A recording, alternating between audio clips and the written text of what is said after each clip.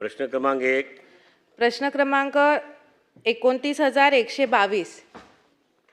अध्यक्ष महोदय, छापल्याप्रमाणे अध्यक्ष महोदय, वसई विरार महानगरपालिकेची स्थापना होऊन 16 वर्ष झालेली आहेत आणि या महानगरपालिकेची लोकसंख्या जवळपास 24 लाख अशी आहे आणि यामध्ये मनपाचे अजूनही एक स्वतःचे रुग्णालय सुसज्ज असं नाही आहे अध्यक्ष महोदय. त्यासाठी आत्ताच निधी शासनाने मंजूर केलेला आहे आणि भारतीय सार्वजनिक आरोग्य मानांकनानुसार महानगरपालिका क्षेत्रात 50,000 लोकसंख्येला एक नागरी प्राथमिक आरोग्य केंद्र आवश्यक असतं अध्यक्ष महोदय.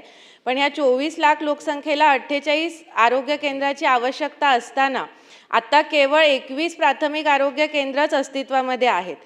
सार्वजनिक आरोग्य शासन निर्णय 29 ऑक्टोबर 2020 प्रमाणे 3 प्राथमिक आरोग्य केंद्र आणि 12 उपकेंद्र मनपाकडे हस्तांतरणाची मान्यता शासनाने दिलेली आहे. परंतु गेल्या 5 वर्षामध्ये अध्यक्ष महोदय यावरती पुढे काही कारवाई झालेली नाही आहे.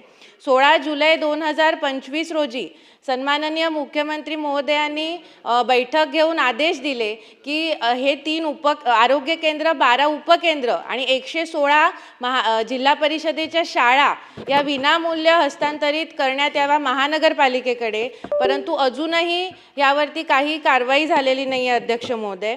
अध्यक्ष महोदय, माझा या अनुषंगाने 2 स्पेसिफिक प्रश्न आहेत की आरे रुग्णालयाची 11 जून 2025 रोजी एक GR निघाला होता की जसे आहे तसे त्या परिस्थितीमध्ये रुग्णालयाचं हस्तांतरण करण्यात यावं. त्या पद्धतीने ह्या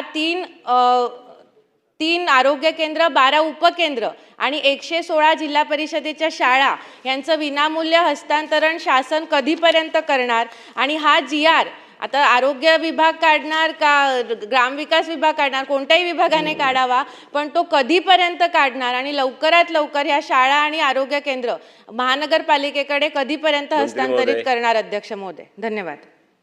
अध्यक्ष महोदय, सन्मान्य सदस्य स्नेहाताई दुबे यांनी वसई विरार शहर महानगरपालिकेच्या कार्यक्षेत्रातल्या प्राथमिक आरोग्य केंद्र, उपकेंद्र महानगरपालिकेकडे हस्तांतरित करण्याबद्दलचा प्रश्न उपस्थित केला. खरं तर त्या सगळ्या आरोग्याच्या सेवा अधिक चांगल्या पद्धतीच्या व्हाव्यात आणि त्या आरोग्याच्याच नाही तर प्राथमिक शिक्षणाच्या आणि प्राथमिक आरोग्य केंद्र म्हणजे आरोग्य आणि शिक्षण या दोन्ही विषयांचा जो का हस्तांतरित करण्याबद्दलची एक बैठक राज्याच्या मुख्यमंत्र्यांच्याकडे 16/7/2025ला झालेली आहे. या बैठकीमधल्या निर्देशाप्रमाणे जे काही ग्रामविकास आणि आरोग्याचे संबंधित विषय असतील तर ते महानगरपालिकेकडे वर्ग करावेत आणि वर्ग केल्यानंतर त्याचा संपूर्ण खर्च, तिथली जबाबदारीसुद्धा त्यांनी पेलावी अशा पद्धतीच्या सूचना सन्माननीय मुख्यमंत्री महोदयांनी दिलेत. मी एवढंच या प्रश्नाच्या उत्तराच्या निमित्तानं सांगू की जे काही बैठकीचं प्रोसिडिंग CM साहेबांच्या मान्यतेने झालेलं आहे त्याची प्रत्यक्ष कारवाई करण्याबद्दल सरकार सकारात्मक पद्धतीने निर्णय घेईल. सकारात्मक म्हणजे काय? 5 वर्ष झाले मंत्री महोदय.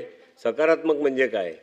लोकांच्या प्रश्नाला जर इथे न्याय मिळणार नाही तर हे सकारात्मकता काय व्यक्त होणार, कशी व्यक्त होणार? आपण सांगा. मुख्यमंत्री महोदयांनी जुलै महिन्यामध्ये निर्देश दिलेत आणि आपण शासन किंवा स्थानिक स्वराज्य संस्थांमध्ये बाकीची काही लेनदेन ऑन पेपरच होते, ते adjustment of account on paper असतात. त्यामुळे त्याचा निर्णय झाला पाहिजे. आपण त्याच्या संदर्भात बैठक करा परत पाहिजे तर आणि त्या प्रश्नाला सोडवा. शेवटचा प्रश्न विचार. अध्यक्ष महोदय, सन्माननीय ग्रामविकास मंत्री ही सभागृहात उपस्थित आहे. माझी विनंती आहे की मी सुद्धा त्यांची वेळ घेऊन हा विषय त्यांच्याकडे मांडला होता.